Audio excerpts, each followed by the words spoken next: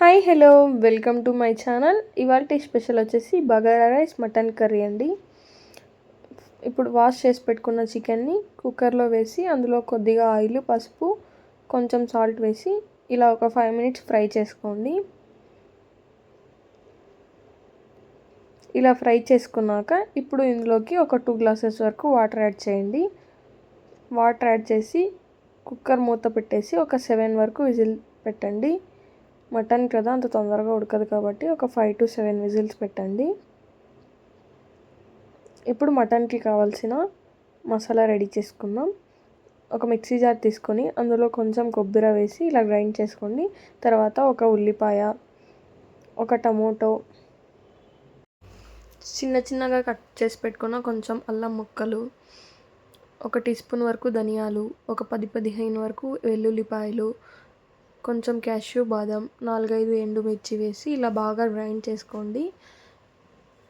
ఇప్పుడు cooker whistle తీసి ఇందులో ఉన్న వాటర్ అంతా సపరేట్ చేసుకోండి.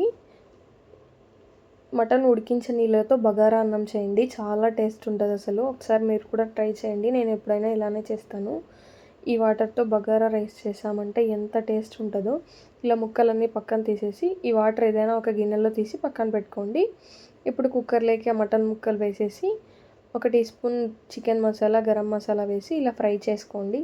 మటన్ మసాలా, గరం మసాలా వేసి ఇలా ఫ్రై చేసుకోండి. ఇలా ఫ్రై చేసుకున్నాక గ్రైండ్ చేసి పెట్టుకున్న పేస్ట్ని కూడా వేసి ఇలా ఫ్రై చేసుకోండి ఒక 5 minutes. ఇప్పుడు ఇలా ఆయిల్ అంతా సపరేట్ అయ్యాక ఇందులోకి మీకు ఎంత కావాలో వాటర్ అంతా యాడ్ చేసుకోండి.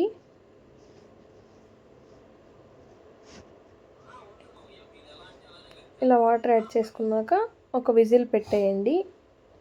ఆల్రెడీ మటన్ ఉడికించుకున్నాం కాబట్టి ఒక విజిల్ చాలండి. అంతే అండి. పైన కొత్తిమీర వేసేసేయండి. మటన్ కర్రీ రెడీ అయిపోయింది. చూసారా అసలు ఎంత బాగా వచ్చిందో గ్రేవీ అయితే. ఇప్పుడు బగారా రైస్ ఎలా చేయాలో చూద్దాం రండి. ఇప్పుడు స్టవ్ మీద కుక్కర్ పెట్టి అందులోకి 1 teaspoon వరకు ఆయిల్ వేసి బిర్యానీ ఐటమ్స్ అన్నీ వేసేయండి. కొంచెం జీరా, పెప్పర్ కూడా వేసి 4-5 పచ్చిమిర్చి, కరివేపాకు, పుదీనా కూడా వేసి కాసేపు ఇలా ఫ్రై చేశాక 1 కప్ ఆనియన్స్ వేసి బాగా ఫ్రై చేసుకోండి. ఆనియన్స్ ఇలా ఫ్రై అయ్యాక 1 టమోటా కూడా వేసి బాగా ఫ్రై చేసుకోండి. టమోటా ఆప్షనల్ అండి, చాలామంది వేయరు. ఇలా వేసుకొని బాగా ఫ్రై అయ్యాక ఇప్పుడు వాష్ చేసి పెట్టుకున్న రైస్ని కూడా ఇందులో వేయండి. రైస్ వేసుకున్నాక ఇప్పుడు మటన్ ఉడికించి పెట్టుకున్న నీళ్ళని కూడా వేయండి. మీరు రైస్ తీసుకున్న క్వాంటిటీని బట్టి వాటర్ యాడ్ చేసుకోండి.